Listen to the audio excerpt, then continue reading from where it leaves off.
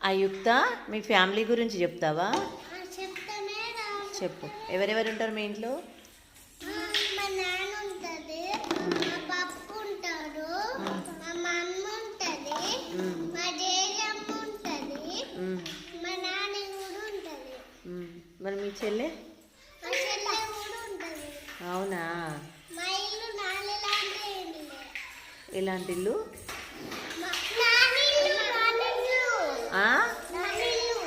నానిల్లా?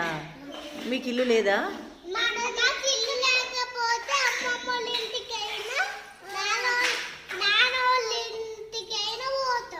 అవునా? జేజమ్మ అంటే ఎవరు?